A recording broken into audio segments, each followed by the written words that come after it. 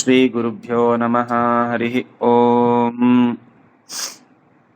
ಜನ್ಮಾದ್ಯಸ್ಯ ಯತೋನ್ವಯಾತ್ ಇತರತಶ್ಚಾರ್ಥೇಷ್ವಭಿಘ್ನಸ್ವರಾಟ್ ತೇನೇ ಬ್ರಹ್ಮಹೃದಾಯ ಆದಿಕವಯೇ ಮುಹ್ಯಂತಿ M ಸೂರಯಃ ತೇಜೋ ವಾರಿಮೃದಾಂ ಯಥಾ ವಿನಿಮಯೋ ಯತ್ರ ತ್ರಿಸರ್ಗೋ ಮೃಷಾ ಧಾಮ್ನಾ ಸ್ವೇನ ಸದಾ ನಿರಸ್ತಕುಹಕಂ ಸತ್ಯಂ ಪರಂ ಧೀಮಹಿ. ಶ್ರೀ ಗುರುಭ್ಯೋ ನಮಃ. ಹರಿ ಓಂ. ನಿನ್ನೆ ದಿನ ಪಾಠದಲ್ಲಿ ಕರ್ದಮ ಪ್ರಜಾಪತಿಗಳು ಕಪಿಲನಾಮಕ ಭಗವಂತನಿಗೆ ಏಕಾಂತ ಸ್ಥಳದಲ್ಲಿದ್ದಾಗ ಬಂದು ಆ ಬ್ರಹ್ಮದೇವರ ತಿಳಿಸಿಕೊಟ್ಟ ಪ್ರಕಾರ ನಮಸ್ಕಾರ ಮಾಡ್ತಾರೆ. ಅದಕ್ಕಿಂತ ಮುಂಚೆ ತಮ್ಮ 9 ಜನ ಹೆಣ್ಣು ಮಕ್ಕಳಿಗೆ 9 ದೊಡ್ಡ ಋಷಿಗಳನ್ನ ನೋಡಿ ವಿವಾಹವನ್ನು ಮಾಡಿಕೊಡ್ತಾರೆ. ಏಕಾಂತ ಸ್ಥಳದಲ್ಲಿರ್ತಕ್ಕಂತಹ ಕಪಿಲ ಭಗವಂತನಿಗೆ ನಮಸ್ಕಾರ ಮಾಡಿ ಅನೇಕ ವಿಧವಾಗಿ ಆ ಭಗವಂತನಿಗೆ ನಮಸ್ಕಾರಾದಿಗಳನ್ನ ಮಾಡಿ ಸ್ತೋತ್ರವನ್ನ ಮಾಡ್ತಾರೆ. ಭಗವಂತ, ಎಷ್ಟು ಕರುಣಾಮಯಿ ನೀನು, ಎಷ್ಟೇ ಮನುಷ್ಯರು ಅಪಚಾರಾದಿಗಳನ್ನ ಮಾಡಿದ್ರು, ಎಷ್ಟೇ ಪಾಪಕರ್ಮಗಳನ್ನ ಮಾಡಿದ್ರು ಕೂಡ ಅವರ ಎಲ್ಲಾ ಪಾಪಗಳನ್ನ ನಿನ್ನ ಕರುಣಾ ಗುಣದಿಂದ ಅದನ್ನೆಲ್ಲವನ್ನೂ ಕೂಡ ನಾಶ ಮಾಡಿ ಅವರಿಗೆ ಅನುಗ್ರಹವನ್ನ ಮಾಡುವಂಥವ ನೀನಾಗಿದ್ದೀಯಾ. ಅಂತಹ ಅನುಗ್ರಹಕ್ಕೆ ನಾನು ಒಬ್ಬ ಪಾತ್ರನಾಗಿದ್ದೇನೆ. ನನ್ನ ಮನೆಯಲ್ಲಿ ನೀನು ಅವತಾರ ಮಾಡೋದು ನನಗೆ ಅದು ಉತ್ತಮವಾಗಿರ್ತಕ್ಕಂತಹ ಪುರುಷಾರ್ಥ. ಇಂತಹ ತತ್ವಜ್ಞಾನವನ್ನೇ ಉಪದೇಶ ಮಾಡೋದಕ್ಕೋಸ್ಕರ ಅವತಾರ ಮಾಡಿರ್ತಕ್ಕಂತಹ ನೀನು ಸಾಮಾನ್ಯನಾದವನಲ್ಲ. ಭಗವಂತ ಅಗಣ್ಯ ಗುಣಗಳಿಂದ ಕೂಡಿರ್ತಕ್ಕಂಥವನು. ಪರಂ ಪ್ರಧಾನಂ ಪುರುಷಂ ಮಹಾಂತಂ, ಉತ್ತಮವಾಗಿರ್ತಕ್ಕಂತಹ ಪುರುಷಾರ್ಥ ಮನುಷ್ಯರಿಗೆ ತತ್ವಜ್ಞಾನ. ಆ ತತ್ವಜ್ಞಾನವನ್ನ ಕಲ್ಪಿಸಿಕೊಡೋದಕ್ಕೋಸ್ಕರವೇ ನೀನು ಅವತಾರ ಮಾಡಿದೀಯ. ಅಷ್ಟು ಮಾತ್ರ ಅಲ್ಲ, ಭಗವಂತ ನೀನು ಸರ್ವಜ್ಞನೂ ಆಗಿದ್ದೀಯಾ. ಎಲ್ಲ ವಿಧವಾದ ವೇದಗಳಿಂದ, 3 ವೇದಗಳಿಂದಲೂ ಕೂಡ ಮುಖ್ಯ ಪ್ರತಿಪಾದ್ಯನಾದವನು ನೀನು. ಈ ಲೋಕವನ್ನ ಸೃಷ್ಟಿ ಮಾಡಿ ಅದನ್ನ ನೀನು ರಕ್ಷಣೆ ಮಾಡುವಂಥವನಾಗಿದ್ದೀಯಾ. ಕೇವಲ ರಕ್ಷಣೆ ಮಾತ್ರ ಅಲ್ಲ, ಅಷ್ಟಕರ್ತೃತ್ವ ಭಗವಂತನಲ್ಲಿದೆ. ಸೃಷ್ಟಿ, ಸ್ಥಿತಿ, ಲಯ, ನಿಯಮನ, ಜ್ಞಾನ, ಅಜ್ಞಾನ, ಬಂಧ, ಮೋಕ್ಷ ಎನ್ನುವಂತಹ 8 ವಿಧವಾಗಿರ್ತಕ್ಕಂತಹ ಕಾರ್ಯವನ್ನ ಪರಮಾತ್ಮ ತಾನು ಮಾಡ್ತಾನೆ. ಅಷ್ಟಕರ್ತೃತ್ವ ಪರಮಾತ್ಮನಲ್ಲಿದೆ. ಇಂತಹ ಪರಮಾತ್ಮ ನೀನು ಪ್ರಕೃತಿ ತತ್ವಕ್ಕಿಂತಲೂ ಕೂಡ ಉತ್ತಮನಾದವನಾಗಿದ್ದೀಯಾ. ಅಂದರೆ ಲಕ್ಷ್ಮೀದೇವಿಗಿಂತಲೂ ಕೂಡ ಉತ್ತಮನಾಗಿದ್ದೀಯಾ. ಇಂತಹ ಕಪಿಲನಾಮಕ ಭಗವಂತನೇ ನಿನಗೆ ನಮಸ್ಕಾರ ಅಂಥೇಳಿ ವಿಧ ವಿಧವಾಗಿ ಸ್ತೋತ್ರವನ್ನ ಮಾಡಿ ಆ ಕರ್ದಮ ಪ್ರಜಾಪತಿಗಳು ಭಗವಂತನಿಗೆ ನಮಸ್ಕಾರ ಮಾಡ್ತಾರೆ. ಭಗವಂತನಿಗೆ ನಮಸ್ಕಾರ ಮಾಡಿದ ನಂತರ ಭಗವಂತ ಕಪಿಲ ತಾನು ಮಾತನಾಡಲಿಕ್ಕೆ ಪ್ರಾರಂಭ ಮಾಡಿದ. ಶ್ರೀ ಭಗವಾನುವಾಚ, ಕಪಿಲ ಹೇಳ್ತಾ ಇದ್ದಾನೆ, ಮಯಾ ಪ್ರೋಕ್ತಂ ಹಿ ಲೋಕಸ್ಯ ಪ್ರಮಾಣಂ ಸತ್ಯಲೌಕಿಕೆ ಅಥಾಜನಿ ಮಯಾ ತುಭ್ಯಂ ಯದವೋಚ ಮೃತಂ ಮುನೆ. ಕಪಿಲ ಭಗವಂತ ತಾನೇ ಹೇಳ್ತಾನೆ, ಹೇ ಕರ್ದಮ ಪ್ರಜಾಪತಿ, ಪ್ರಪಂಚದಲ್ಲಿ ಒಂದು ವಿಷಯದಲ್ಲಿ ಪ್ರಮಾಣ ಅಂತ ಆಗಬೇಕಂತಾದರೆ ಆ ಪ್ರಮಾಣವಾಗಿರ್ತಕ್ಕಂತಹ ವಿಷಯ ಬೇರೆ ಅಲ್ಲ, ನನ್ನ ವಾಕ್ಯಗಳೇ ಪ್ರಮಾಣ. ನಾನು ಏನೆನ್ನೆಲ್ಲ ಬೋಧನೆ ಮಾಡ್ತೇನೆ ಪ್ರಜೆಗಳಿಗೆ ಅದು ಪರಮ ಪ್ರಮಾಣ. ಅದು ಅಂತಹ ಪರಮ ಪ್ರಮಾಣವನ್ನು ಇಟ್ಟುಕೊಂಡು ಬಿಟ್ಟು ಪ್ರಜೆಗಳು ಅದರಿಂದಲೇನೆ ಅನೇಕ ವಿಧವಾದ ಸಾಧನೆಯನ್ನು ತಾವು ಮಾಡ್ಕೊಳ್ಬೋದು. ಈ ಎಲ್ಲ ಪ್ರಮಾಣಗಳು ಕೂಡ ಅಬಾಧಿತವಾಗಿರ್ತಕ್ಕಂತಹ ಪ್ರಮಾಣ. ಅಂದರೆ ಪರಮಾತ್ಮ ಹೇಳಿದ್ದಾನೆ, ಆ ಕಾರ್ಯವನ್ನು ಮಾಡಿದರೆ ಮತ್ತೆ ಯಾವುದೋ ಒಂದು ಬಂಧನ ಅಂಥೇಳಿ ಇರುವುದಿಲ್ಲ. ಅಬಾಧಿತವಾಗಿರ್ತಕ್ಕಂತಹ ಪ್ರಮಾಣ. ಇಂತಹ ಅಬಾಧಿತವಾದ ಪ್ರಮಾಣಗಳನ್ನು ನಾನು ಪ್ರಪಂಚದಲ್ಲಿ ಜನರಿಗೆ ನಾನು ಉಪದೇಶ ಮಾಡಲಿಕ್ಕಿದ್ದೇನೆ. ಅದು ಪ್ರಮಾಣ ಯಾವುದೋ ಅಲ್ಲ, ನನ್ನ ಮಾತುಗಳೇ ಪ್ರಮಾಣ. ಆದ್ದರಿಂದ ನಾನು ಏನೇನೆಲ್ಲ ಮಾತನಾಡ್ತೇನೆ ಅದೆಲ್ಲವೂ ಕೂಡ ಸತ್ಯವಾಗಿರ್ತಕ್ಕಂತಹ ಮಾತುಗಳು. ಸುಳ್ಳು ಮಾತನಾಡಿ ಜನರನ್ನು ನಾನು ಆಕರ್ಷಣೆ ಮಾಡಿಕೊಳ್ಳುವಂಥವನಲ್ಲ. ಸತ್ಯವನ್ನೇ ನಾನು ಮಾತನಾಡಿ ಸತ್ಯವಾದ ವಾಕ್ಯಗಳೇ ಪ್ರಜೆಗಳಿಗೆ ಪ್ರಮಾಣ ಅಂತ ಆಗತ್ತೆ. ಆದ್ದರಿಂದ ಹಿಂದೆ ನೀನು ನನ್ನನ್ನು ಕುರಿತು ತಪಸ್ಸು ಮಾಡಿದ್ದಿ. ತಪಸ್ಸು ಮಾಡಿದಾಗ ಶುಕ್ಲನಾಮಕನಾಗಿ ನಾನು ಸೂಕ್ಷ್ಮ ರೂಪದಲ್ಲಿ ನಿನಗೆ ಅವತಾರ ಮಾಡಿಬಿಟ್ಟು ನಾನು ನಿನಗೆ ಪ್ರಸಾದವನ್ನು ನಾನು ಕೊಟ್ಟಿದ್ದೆ. ಮುಂದೆ ನಾನು ನಿನ್ನ ಮನೆಯಲ್ಲಿ ನಿನ್ನ ಹೆಂಡತಿಯಲ್ಲಿ ನಾನು ಅವತಾರ ಮಾಡ್ತೇನೆ ಅಂತ. ಆದ್ದರಿಂದ ನನ್ನ ಮಾತು ಯಾವತ್ತಿಗೂ ಕೂಡ ಸುಳ್ಳಾಗುವುದಿಲ್ಲ. ಆದ್ದರಿಂದ ಹಿಂದೆ ನಾನೇನು ಒಂದು ಆಶ್ವಾಸನೆಯನ್ನು ಕೊಟ್ಟಿದ್ದೆ, ನಿನ್ನ ಮನೆಯಲ್ಲಿ ನಾನು ಅವತಾರ ಮಾಡ್ತೇನೆ ಅಂತ. ನೋಡು, ನಾನೀಗ ಅವತಾರ ಮಾಡಿದ್ದೇನೆ. ನಿನ್ನಲ್ಲಿ ನಾನು ಅವತಾರ ಮಾಡಿದ್ದೇನೆ ಅಂಥೇಳಿ ಕರ್ದಮ ಪ್ರಜಾಪತಿಗಳಿಗೆ ಭಗವಂತ ತಾನು ಹೇಳ್ತಾ ಇದ್ದಾನೆ. ಏತನ್ಮೇ ಜನ್ಮಲೋಕೇಸ್ಮಿನ್ ಮುಮುಕ್ಷೂಣಾಂ ದುರಾಶಯಾತ್ ಪ್ರಸಂಖ್ಯಾನಾಯ ತತ್ವಾನಾಂ ಸಮುತ್ವಾಯಾತ್ಮದರ್ಶಿನಾಂ. ಪರಮಾತ್ಮ ತಾನು ಹೇಳ್ತಾನೆ ಏನು ಅಂತಂದರೆ, ಅವತಾರ ಮಾಡಿದ್ದು ಯಾಕೆ? ನಾನು ಮಾತು ಕೊಟ್ಟಿದ್ದೆ ನಿನ್ನಲ್ಲಿ ಅವತಾರ ಮಾಡ್ತೇನೆ ಅಂತ. ಪರಮಾತ್ಮ ತಾನು ಅವತಾರ ಮಾಡಿದ. ಯಾವುದಕ್ಕೋಸ್ಕರ ಅವತಾರ ಮಾಡಿದ ಅನ್ನೋದನ್ನು ತಿಳಿಸಿಕೊಡ್ತಾ ಇದ್ದಾನೆ ಪರಮಾತ್ಮ. ಏನು? ಸಂಸಾರದಲ್ಲಿ ಅನೇಕ ಪ್ರಜೆಗಳು, ಅನೇಕ ಜನರುಗಳು ತಾವು ದುಃಖದಿಂದ ತಾವು ಕೂಡಿದ್ದಾರೆ. ಅಂತಹ ಸಜ್ಜನರಾಗಿರ್ತಕ್ಕಂತಹ ಪ್ರಜೆಗಳು ತಾವು ಬಯಸುವಂಥದ್ದು ಒಂದೇನೆ, ಮುಕ್ತಿಯನ್ನು ಹೊಂದಬೇಕು, ಮೋಕ್ಷವನ್ನು ನಾವು ಅನುಭವಿಸಬೇಕು, ಮೋಕ್ಷಕ್ಕೆ ಹೋಗಬೇಕು ಅಂತ ಎಲ್ಲ ವಿಧವಾದ ಸಜ್ಜನರಿಗೂ ಅಪೇಕ್ಷೆ. ಅಂತಹ ಮುಕ್ತಿಯನ್ನು ಬಯಸುವಂತಹ ಯಾವ ಪ್ರಜೆಗಳಿದ್ದಾರೆ ಅಂತಹ ಪ್ರಜೆಗಳಿಗೆ ತತ್ವೋಪದೇಶವನ್ನು ಮಾಡಿ ಅವರಿಗೆ ಮುಕ್ತಿಯನ್ನು ಕಲ್ಪಿಸಿಕೊಡೋದಕ್ಕೋಸ್ಕರವೇ ನಾನು ಈಗ ಅವತಾರ ಮಾಡಿದ್ದೇನೆ. ಇದೊಂದು ಕಾರಣ. ಪ್ರಜೆಗಳು ಕೇವಲ ಮೋಕ್ಷವನ್ನು ಅಪೇಕ್ಷಿಸುವಂಥವರು ಕೆಲವೊಬ್ಬರು ಪ್ರಜೆಗಳಿರ್ತಾರೆ. ಅಂಥವರಿಗೆ ತತ್ವಜ್ಞಾನವನ್ನು ಉಪದೇಶ ಮಾಡಿ ನಾನು ಮೋಕ್ಷವನ್ನು ಕಲ್ಪಿಸಿಕೊಡ್ತೇನೆ. ಇದು ಒಂದು ವಿಧವಾಗಿ. ಆದರೆ ಇನ್ನೊಂದು ವಿಧವಾದ ಪ್ರಜೆಗಳು ಇದ್ದಾರೆ. ಅವರಿಗೆ ಅನನ್ಯವಾಗಿರ್ತಕ್ಕಂತಹ ಭಗವಂತನಲ್ಲಿ ಭಕ್ತಿ. ಅವರ ಅಪೇಕ್ಷೆ ಇಷ್ಟೇನೆ, ಕೇವಲ ತತ್ವಜ್ಞಾನ. ನಮಗೆ ಯಾವುದೇ ವಿಧವಾದ ಸುಖವೂ ಬೇಕಾಗಿಲ್ಲ. ನಮಗೆ ಸುಖ ಅಂತಂದರೆ ಭಗವಂತನ ಜ್ಞಾನ ಮಾತ್ರ ಸುಖ.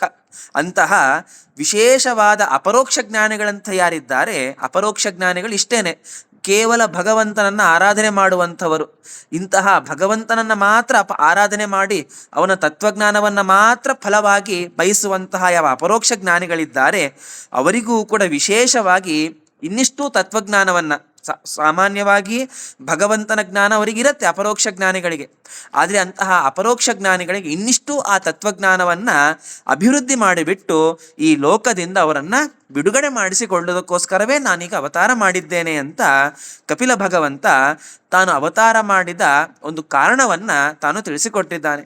ಇನ್ನೂ ಹೇಳ್ತಾನೆ ಪರಮಾತ್ಮ ಏನು? ಇನ್ನೊಂದು ವಿಧವಾಗಿಯೂ ಕೂಡ ನಾನು ಅವತಾರ ಮಾಡೋದಕ್ಕೋಸ್ಕರ ಒಂದು ಕಾರಣ ಇದೆ. ಏಷ ಆತ್ಮ ಪಥೋ ವ್ಯಕ್ತಃ ನಷ್ಟಕಾಲೇನ ಭೂಯಸ ತಂ ಪ್ರವರ್ತಯಿತುಂ ದೇಹಂ ಇಮಂ ವಿದ್ಧಮಯಾಭೃತಂ.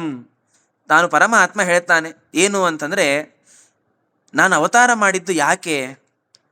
ಈ ಪರಮಾತ್ಮ ಅವತಾರ ಮಾಡೋದಕ್ಕಿಂತ ಮುಂಚೆ ಸೃಷ್ಟಿಯ ಕಾಲ ಪ್ರಾರಂಭವಾಗಿತ್ತು. ಸೃಷ್ಟಿಕಾಲ ಪ್ರಾರಂಭವಾಗಿ ಭಾರೀ ವರ್ಷಗಳೇನು ಕಳೆದಿರಲಿಲ್ಲ. ಪರಮಾತ್ಮ ಮೊಟ್ಟ ಮೊದಲು ಅವತಾರ ಮಾಡಿದ್ದು ಆದಿವರಾಹನಾಗಿ ಅವತಾರ ಮಾಡ್ತಾನೆ.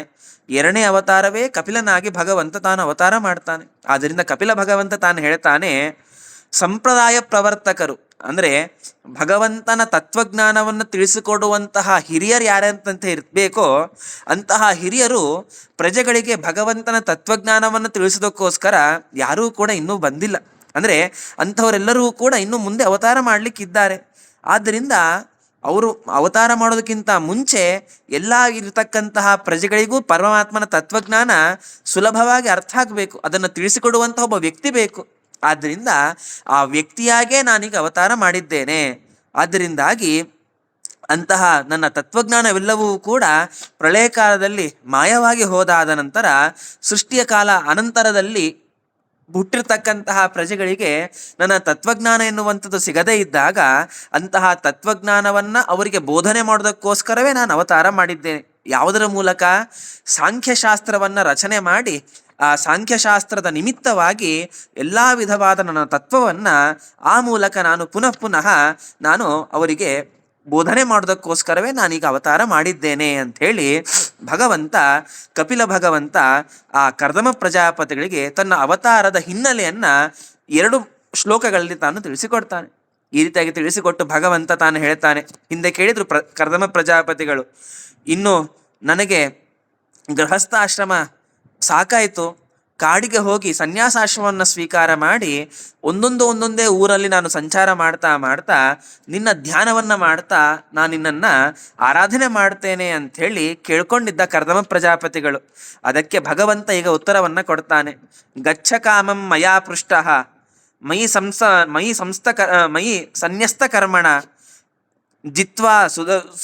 ಜಿತ್ವಾ ಸುದುರ್ಜಯಂ ಮೃತ್ಯುಂ ಅಪಮೃತ್ಯಾಯ ಅಮೃತತ್ವಾಯ ಮಾಂಭಜ. ಭಗವಂತ ತಾನು ಹೇಳ್ತಾನೆ, ಹೇ ಕರ್ದಮ, ನೀನು ನನ್ನನ್ನು ಕೇಳಿದ್ದಿ ಏನು? ಸನ್ಯಾಸಾಶ್ರಮವನ್ನು ಸ್ವೀಕಾರ ಮಾಡಿ ಕಾಡಿಗೆ ಹೋಗ್ತೇನೆ ಅಂತ. ಆದ್ದರಿಂದ ನೀನು ಇಷ್ಟಾನುಸಾರವಾಗಿ ನಿನ್ನ ಮುಂದೆ ಹೋಗಬಹುದು, ನಿನಗೆ ಯಾವುದೇ ವಿಧವಾದ ಪ್ರತಿಬಂಧಕ ಇಲ್ಲ ನೀನು ಹೋಗೋದಕ್ಕೋಸ್ಕರ. ಆದ್ದರಿಂದ ನೀನು ಆರಾಮಾಗಿ ಕಾಡಿಗೆ ಹೋಗಿ ನನ್ನನ್ನು ಆರಾಧನೆ ಮಾಡು. ನನ್ನ ಅನುಜ್ಞೆ ಎನ್ನುವಂಥದ್ದು ನಿನಗೆ ಸದಾಕಾಲ ಇದ್ದೇ ಇದೆ. ಆದ್ದರಿಂದಾಗಿ ನೀನು ಕಾಡಿಗೆ ಹೋಗಬೇಕು, ಹೋಗು, ಇಲ್ಲ ಅಂತ ಹೇಳಿಲ್ಲ. ಜಿತ್ವಾ ಸುದುರ್ಜಯಂ ಮೃತ್ಯುಂ, ಆದರೆ ಕಾಡಿಗೆ ಹೋಗಿ ದುರ್ಜಯಂ ಅತಿ ಗೆಲ್ಲಲಿಕ್ಕೆ ಸಾಧ್ಯವೇ ಇಲ್ಲ. ಅದು ಯಾವುದದು ಅಂತಂದರೆ, ಮನುಷ್ಯ ಏನಾದರೂ ಗೆಲ್ಲಬಹುದು ಪ್ರಯತ್ನ ಮಾಡಿ, ಆದರೆ ಭಾರೀ ಪ್ರಯತ್ನ ಇದ್ದರೆ ಮಾತ್ರ ಸಂಸಾರದಿಂದಾಗಿ ತಾನು ಪ್ರಯತ್ನ ಪಟ್ಟು ಈ ಸಂಸಾರವನ್ನು ತಾನು ಗೆಲ್ಲಬಹುದು. ಆದ್ದರಿಂದಾಗಿ ಕಪಿಲ ಭಗವಂತ ಹೇಳ್ತಾನೆ, ಸುದುರ್ಜಯಂ ಜಿತ್ವಾ, ಇಂತಹ ದುರ್ಜಯವಾಗಿರ್ತಕ್ಕಂತಹ ಗೆಲ್ಲಲಿಕ್ಕೆ ಸಾಧ್ಯವೇ ಇಲ್ಲದೆ ಇರತಕ್ಕಂತಹ ಈ ಸಂಸಾರ ಎನ್ನುವಂಥದ್ದೇನಿದೆ, ಈ ಸಂಸಾರವನ್ನು ನೀನು ಗೆಲ್ಲು. ಹೇಗೆ ಗೆಲ್ಲಬೇಕು ಅದನ್ನು ಸಂಸಾರವನ್ನ ಅಂತಂದರೆ, ಮನಸ್ಸನ್ನ ಇಂದ್ರಿಯಗಳನ್ನು ತಮ್ಮ ಹತೋಟಿಯಲ್ಲಿ ಇಟ್ಕೊಂಡು ಬಿಟ್ಟು ತಾವು ಗೆಲ್ಲಬೇಕು.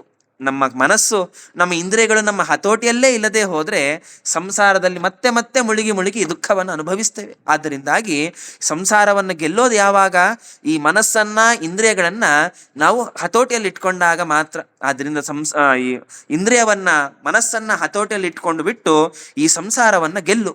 ಗೆದ್ದಾದ ನಂತರ ನಿನಗೇನು ಸಿಗತ್ತೆ? ಅಮೃತತ್ವಾಯ ಮಾಂ ಭಜ. ಇವನ್ನೆರಡವನ್ನು ಹತೋಟಿಯಲ್ಲಿ ಇಟ್ಕೊಂಡು ಬಿಟ್ಟು ಅಮೃತತ್ವಾಯ ಮಾಂ ಭಜ, ಮೋಕ್ಷಕ್ಕೋಸ್ಕರವಾಗಿ ನನ್ನನ್ನು ಆರಾಧನೆ ಮಾಡು ಕಾಡಿಗೆ ಹೋಗಿ ಅಂತ ಕಪಿಲ ಭಗವಂತ ತಾನು ಕರ್ದಮ ಪ್ರಜಾಪತಿಗಳಿಗೆ ತಿಳಿಸಿಕೊಡ್ತಾನೆ. ಆದ್ದರಿಂದಾಗಿ ಮನುಷ್ಯ ತಾನು ಮುಕ್ತಿಯ ಹೊಂದಬೇಕು ಅಂತಾದಾಗ ಭಗವಂತನ ಪಾದಾರವಿಂದವನ್ನು ಆರಾಧನೆ ಮಾಡಬೇಕು. ಇದು ಸ್ಪಷ್ಟವಾಗಿ ಭಗವಂತ ಕಪಿಲ ಭಾಗವತದಲ್ಲಿ ತಿಳಿಸಿಕೊಡ್ತಾನೆ. ಅಮೃತತ್ವಾಯ ಮಾಂ ಭಜ, ಮುಕ್ತಿಗೋಸ್ಕರ ಮಾಂ ಭಜ, ನನ್ನನ್ನು ನೀನು ಕಾಡಿನಲ್ಲಿ ಆರಾಧನೆ ಮಾಡು ಅಂಥೇಳಿ ಭಗವಂತ ಸ್ಪಷ್ಟವಾಗಿ ಕರ್ದಮ ಪ್ರಜಾಪತಿಗಳಿಗೆ ತಿಳಿಸಿಕೊಡ್ತಾನೆ. ಮಾಮಾತ್ಮಾನಂ ಸ್ವಯಂ ಜ್ಯೋತಿ ಸರ್ವಭೂತ ಗುಹಾಶಯಂ ಆತ್ಮನ್ನೇವಾತ್ಮನಾ ವೀಕ್ಷ ವಿಶೋಕೋ ಭಯಮೃಚ್ಛಸಿ. ಭಗವಂತ ತಾನು ತಿಳಿಸಿಕೊಡ್ತಾನೆ ಕರ್ದಮ ಪ್ರಜಾಪತಿಗಳಿಗೆ. ಏನು ಅಂತಂದರೆ, ಕಾಡಿಗೆ ಹೋಗು, ಕಾಡಿನಲ್ಲಿ ನನ್ನನ್ನು ಆರಾಧನೆ ಮಾಡು. ಹೇಗೆ ಆರಾಧನೆ ಮಾಡಬೇಕು ಅನ್ನೋದನ್ನು ಪರಮಾತ್ಮನೇ ತಿಳಿಸಿಕೊಡ್ತಾನೆ ಕರ್ದಮ ಪ್ರಜಾಪತಿಗಳಿಗೆ. ಏನು ಅಂತಂದರೆ, ಮಾಮಾತ್ಮನಂ ಸ್ವಯಂ ಜ್ಯೋತಿ, ನಿನ್ನ ಮನಸ್ಸಿನಲ್ಲಿ ಪರಿಪೂರ್ಣವಾಗಿ ನನ್ನನ್ನು ನ್ಯಾಸ ಮಾಡ್ಕೊ, ನನ್ನನ್ನು ಪರಿಪೂರ್ಣವಾಗಿ ಇಟ್ಟುಕೋ. ಆ ಇಟ್ಟುಕೊಂಡಿರ್ತಕ್ಕಂತಹ ನನ್ನನ್ನು ಒಂದೊಂದೇ ಅಂಗಗಳನ್ನು ಸ್ತೋತ್ರ ಮಾಡ್ತಾ, ಒಂದೊಂದೇ ಅಂಗಗಳನ್ನು ಚಿಂತನೆ ಮಾಡ್ತಾ ಪರಿಪೂರ್ಣವಾಗಿ ನನ್ನನ್ನು ನಿನ್ನ ಮನಸ್ಸಿನಲ್ಲಿ ನ್ಯಾಸ ಮಾಡಿಕೊಂಡು ಬಿಟ್ಟು ಆರಾಧನೆ ಮಾಡು. ಇಂತಹ ಆರಾಧನೆ ಮಾಡಿರ್ತಕ್ಕಂತಹ ನಿನಗೆ ಸಂಸಾರ ಶೋಕವನ್ನು ನಾನು ಪರಿಹಾರ ಮಾಡಿಬಿಟ್ಟು ಉತ್ತಮವಾಗಿರ್ತಕ್ಕಂತಹ ಮೋಕ್ಷವನ್ನು ಪ್ರಸಾದ ರೂಪೇಣ ನಾನು ಕೊಡ್ತೇನೆ. ಆದ್ದರಿಂದ ಮೋಕ್ಷವನ್ನು ಹೊಂದುವಿ ನೀನು. ಆದ್ದರಿಂದಾಗಿ ನನ್ನನ್ನು ಮನಸ್ಸಿನಲ್ಲಿ ನ್ಯಾಸ ಮಾಡಿಕೊಂಡು ಆರಾಧನೆ ಮಾಡು. ವಿಶ್ವಮೇತದ್ಧಿ ಶಾಸ್ತ್ರೇಣ ವಿಜ್ಞಾಯಾಮ್ ಆತ್ಮವೀಶ್ವರಂ ಮುನಿಶಾಂತ ಮನೋವಾಕ್ಯಂ ಸ್ತರ್ಹಿನ ಖ್ಯಾತು ಪಪ್ಲವ. ಭಗವಂತ ತಾನು ಹೇಳ್ತಾನೆ. ಏನು ಅಂತಂದರೆ, ಈ ಪ್ರಪಂಚ ಎನ್ನುವಂಥದ್ದು ನಿಸ್ಸಾರವಾಗಿರ್ತಕ್ಕಂತಹ ಪ್ರಪಂಚ. ಸಂಸಾರವು ನಿಸ್ಸಾರವಾಗಿರ್ತಕ್ಕಂತಹ ಸಂಸಾರ. ಏನೋ ಸುಖವನ್ನು ಅನುಭವಿಸಬೇಕಾದ್ರೆ ಆರಾಮಾಗಿದ್ದೇವೆ ಅಂತ ಅನಿಸತ್ತೆ, ಆದರೆ ಸುಖದ ತಲೆ ಮೇಲೇನೆ ದುಃಖ ಕೂತ್ಬಿಟ್ಟಿರುತ್ತೆ. ಆದ್ದರಿಂದ ಸುಖವನ್ನು ಅನುಭವಿಸಿದ ಕೆಲವೇ ಕ್ಷಣದಲ್ಲಿಯೇ ಮತ್ತೆ ದುಃಖವನ್ನು ನಾವು ಅನುಭವಿಸ್ತೇವೆ ಈ ಸಂಸಾರದಲ್ಲಿ. ಆದ್ದರಿಂದ ನಿಸ್ಸಾರವಾಗಿರ್ತಕ್ಕಂತಹ ಈ ಸಂಸಾರ ಇದು. ಆದ್ದರಿಂದ ಈ ಸಂಸಾರದಿಂದ ನಾವು ಮುಕ್ತರಾಗಬೇಕು, ಹೊರಗೆ ಬೀಳಬೇಕು ನಾವು ಅಂತಾದಾಗ ನಾವು ಎದರಿಂದ ನಾವು ಹೊರಗೆ ಬೀಳಲಿಕ್ಕೆ ಸಾಧ್ಯ ಅಂತಂದರೆ, ಕೇವಲ ಶಾಸ್ತ್ರದಿಂದ ಮಾತ್ರ ನಾವು ಪರಮಾತ್ಮನ ತತ್ವಜ್ಞಾನವನ್ನು ಹೊಂದಿ ಸಂಸಾರದಿಂದ ಹೊರಗಡೆ ಬರಲಿಕ್ಕೆ ಸಾಧ್ಯ. ಆ ಶಾಸ್ತ್ರ ಪರಮಾತ್ಮನನ್ನು ಪ್ರತಿಪಾದನೆ ಮಾಡುವಂತಹ ಶಾಸ್ತ್ರಗಳು. ಯಾವ್ಯಾವುದನ್ನೋ ಓದಬಾರದು. ಭಗವಂತ ವೇದವ್ಯಾಸ ದೇವರು ಏನೇನನ್ನು ನಮಗೆ ರಚನೆ ಮಾಡಿಕೊಟ್ಟಿದ್ದಾರೆ ಅದನ್ನೇ ನಾವು ಅಧ್ಯಯನ ಮಾಡಬೇಕು. ಆ ಭಗವಂತನನ್ನು ತಿಳಿಸಿಕೊಡುವಾಗ ಗುಣಪೂರ್ಣನಾಗಿರ್ತಕ್ಕಂತಹ ಭಗವಂತ, ದೋಷರಹಿತನಾಗಿರ್ತಕ್ಕಂತಹ ಭಗವಂತ, ಸರ್ವಶಕ್ತನಾಗಿರ್ತಕ್ಕಂತಹ ಭಗವಂತ, ಈ ರೀತಿ ಒಂದೊಂದೇ ಭಗವಂತನ ಗುಣಗಳನ್ನು ನಾವು ತಿಳ್ಕೊಂಡು ಭಗವಂತನನ್ನ ಶಾಸ್ತ್ರದಿಂದ ಪರಮ ಪ್ರಮಾಣವಾಗಿ ನಾವು ತಿಳ್ಕೊಳ್ಬೇಕು. ಈ ತಿಳ್ಕೊಂಡು ಬಿಟ್ಟು ಮನುಷ್ಯ ಅಪರೋಕ್ಷ ಜ್ಞಾನವನ್ನು ತಾನು ಹೊಂದಿಬಿಟ್ಟು ತಾನು ಭಗವಂತನ ಆರಾಧನೆ ಮಾಡಬೇಕು. ಅಪರೋಕ್ಷ ಜ್ಞಾನವನ್ನು ಹೊಂದೋಕ್ಕಿಂತ ಮುಂಚೆ ಪರಮಾತ್ಮನ ತತ್ವಜ್ಞಾನವನ್ನು ತಿಳ್ಕೊಳ್ಳುವಾಗ ಕೇವಲ ತತ್ವಜ್ಞಾನವನ್ನು ತಿಳ್ಕೊಂಡ್ರೆ ಮಾತ್ರ ಸಾಕಾಗುವುದಿಲ್ಲ. ಅನೇಕ ವಿಷಯ ಪದಾರ್ಥಗಳನ್ನು ತಾನು ತ್ಯಾಗ ಮಾಡಬೇಕು. ಇನ್ನೊಬ್ಬರ ಬಗ್ಗೆ ಮಾತನಾಡೋದು, ಇನ್ನೊಂದು ವಿಷಯದಲ್ಲಿ ನಮ್ಮ ಮನಸ್ಸನ್ನು ಇಡೋದು, ಇನ್ನೊಬ್ಬರ ಬಗ್ಗೆ ಹರಟಿ ಹೊಡೆಯೋದು, ಇನ್ನೊಬ್ಬರನ್ನು ಹೊಗಳೋದು, ಇದನ್ನೆಲ್ಲವನ್ನೂ ಕೂಡ ಮನುಷ್ಯ ತಾನು ತ್ಯಾಗ ಮಾಡಬೇಕು. ಯಾಕೆ ಅಂತಂದ್ರೆ ಇನ್ನೊಂದು ವಿಷಯದಲ್ಲಿ ನಾವು ಮನಸ್ಸನ್ನ ಇಟ್ರೆ, ಇನ್ನೊಬ್ಬರ ಬಗ್ಗೆ ನಾವು ಮಾತನಾಡಿಕೊಳ್ಳೋದು, ಇನ್ನೊಬ್ಬರನ್ನ ನಾವು ಹೊಗಳೋದು, ಇದನ್ನೆಲ್ಲವನ್ನೂ ಕೂಡ ನಾವು ಮಾಡಿದ್ವಿ ಅಂತಂದ್ರೆ ಇದರಿಂದ ಮನುಷ್ಯನಿಗೆ ಬಂಧನವೇ ಪ್ರಾಪ್ತವಾಗತ್ತೆ ಬಿಟ್ರೆ ಮುಕ್ತಿ ಎನ್ನುವಂಥದ್ದು ಖಂಡಿತವಾಗಿಯೂ ಪ್ರಾಪ್ತವಾಗುವುದಿಲ್ಲ.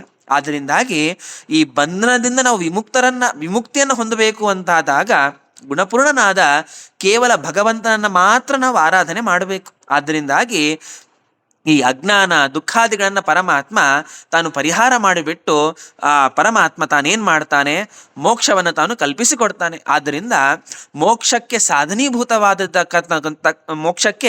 ಸಾಧನೀಭೂತವಾದದ್ದು ಎಷ್ಟು ಪರಮಾತ್ಮನ ತತ್ವಜ್ಞಾನವೋ ಅಷ್ಟೇ ವಿಷಯ ಪದಾರ್ಥಗಳಲ್ಲಿ ವೈರಾಗ್ಯವೂ ಕೂಡ.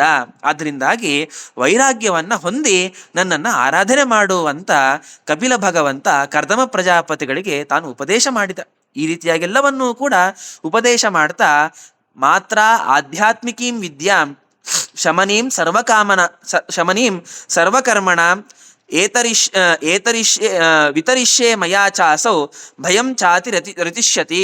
ಭಗವಂತ ತಾನು ಹೇಳ್ತಾನೆ, ಕರ್ದಮ ಪ್ರಜಾಪತಿಗಳೇ, ತಾಯಿಯಾಗಿರ್ತಕ್ಕಂತಹ ದೇವಹೂತಿಗೆ ತನಗೆ ಸಂಸಾರದ ಭಯ, ಈ ಸಂಸಾರದ ಭಯ, ಅದು ಸಂಸಾರ ಹೇಗೆ ಬಂದದ್ದು, ಅನೇಕ ವಿಧವಾದ ಕರ್ಮಗಳಿಂದಾಗಿ ಸಂಸಾರ ಎನ್ನುವಂಥದ್ದು ಬಂದಿರತ್ತೆ. ಅಂತಹ ಸಮಸ್ತ ಕರ್ಮಗಳನ್ನೂ ಕೂಡ ನಾನು ಈ ಸಾಂಖ್ಯಶಾಸ್ತ್ರವನ್ನು ಬೋಧನೆ ಮಾಡೋದ್ರಿಂದಾಗಿ ತನ್ನ ಎಲ್ಲ ಕರ್ಮಗಳನ್ನು ಕೂಡ ನಾನು ನಾಶ ಮಾಡ್ತೇನೆ. ಈ ಸಂಸಾರದಿಂದಲೇ ಮತ್ತೆ ಬರುವ ಹಾಗೆ ನಾನು ಯಾವತ್ತಿಗೂ ಕೂಡ ಮಾಡದೆ ಉತ್ತಮವಾಗಿರ್ತಕ್ಕಂತಹ ಮೋಕ್ಷವನ್ನ ಅವಳಿಗೆ ನನ್ನ ತಾಯಿಯಾಗಿರ್ತಕ್ಕಂತಹ ದೇವಹೂತಿಗೆ ನಾನು ಕಲ್ಪಿಸಿಕೊಡ್ತೇನೆ. ಸ್ವರೂಪಾನಂದವನ್ನ ಅನುಭವಿಸುವಂತಹ ಯೋಗ್ಯತೆ ಅವಳಿಗೆ ನಾನು ತಂದಿಸಿಕೊಡ್ತೇನೆ. ಆದ್ದರಿಂದಾಗಿ ನೀವು ಕಾಡಿಗೆ ಹೋಗಿ ನನ್ನನ್ನು ಆರಾಧನೆ ಮಾಡಿ ಅಂತ ಕಪಿಲ ಭಗವಂತ ತನ್ನನ್ನು ಹೇಗೆ ಆರಾಧನೆ ಮಾಡಬೇಕು ಅನ್ನೋದನ್ನು ಕೂಡ ಕರ್ದಮ ಪ್ರಜಾಪತಿಗಳಿಗೆ ತಾನು ತಿಳಿಸಿಕೊಡ್ತಾನೆ. ಈ ರೀತಿಯಾಗಿ ಮೈತ್ರೇಯರು ವಿದುರನಿಗೆ ಭಗವಂತ ಕರ್ದಮ ಪ್ರಜಾಪತಿಗಳಿಗೆ ಏನನ್ನೆಲ್ಲ ಉಪದೇಶ ಮಾಡ್ತಾ ಬಂದ ಅದನ್ನ ತಿಳಿಸಿಕೊಡ್ತಾ ಬರ್ತಾರೆ. ಮೈತ್ರೇಯೋ ವಾಚ ಏವಂ ಸಮುದಿತಸ್ತೇನ ಕಪಿಲೇನ ಪ್ರಜಾಪತಿ ದಕ್ಷಿಣೀಕೃತ್ಯ ತಂ ಪ್ರೀತಃ ವನಮೇವ ಜಗಾಮಹ. ಭಗವಂತ ಈ ರೀತಿಯಾಗಿ ಎಲ್ಲವನ್ನೂ ಕೂಡ ಹೇಳಿದಾಗ ಆ ಕಪಿಲ ಭಗವಂತನ ಮಾತುಗಳನ್ನ ಕೇಳಿ ಕರ್ದಮ ಪ್ರಜಾಪತಿಗಳಿಗೆ ಭಾರಿ ಸಂತೋಷವಾಗತ್ತೆ. ಭಗವಂತನೇ ತನ್ನ ಉಪಾಸನೆ ಹೇಗೆ ಮಾಡಬೇಕು ಅನ್ನೋದನ್ನ ತಿಳಿಸಿಕೊಟ್ನಲ್ಲ ಅನ್ನುವಂತಹ ಆನಂದದಿಂದ ದಕ್ಷಿಣೀಕೃತ್ಯತಂ ಪ್ರೀತಃ, ಪ್ರದಕ್ಷಿಣೆಯನ್ನ ಮಾಡಿ ಭಗವಂತನಿಗೆ ನಮಸ್ಕಾರ ಮಾಡಿ ಭಗವಂತನ ಪ್ರೀತಿಗೆ ತಾನು ಪಾತ್ರನಾಗ್ತಾನೆ. ಕರ್ದಮ ಪ್ರಜಾಪತಿ ಪ್ರೀತಿ ಪಾತ್ರನಾಗಿ ವನಮೇವ ಜಗಾಮಹ, ಕಾಡನ್ನ ತಾನು ಪ್ರವೇಶ ಮಾಡಿ ತಾವು ಸಂಚಾರವನ್ನ ಪ್ರಾರಂಭ ಮಾಡಿದ್ರು. ಭಗವಂತನಿಗೆ ನಮಸ್ಕಾರ ಮಾಡಿದ್ರು. ದೇವಹೂತಿಯನ್ನ ಭಗವಂತನಿಗೆ ಒಪ್ಪಿಸಿಬಿಟ್ಟು ಅವರು ಕಾಡಿಗೆ ಪ್ರವೇಶ ಮಾಡಿದ್ರು. ಅಲ್ಲಿಂದ ಸಂಚಾರವನ್ನ ಮಾಡ್ತಾ ಮುಂದೆ ಹೋದ್ರು. ಈ ರೀತಿಯಾಗಿ ಮುಂದೆ ಹೋಗಿ ಕಾಡಿನಲ್ಲಿ ಎಷ್ಟು ಕಠಿಣವಾದ ತಪಸ್ಸನ್ನ ಮಾಡಿದ್ರು.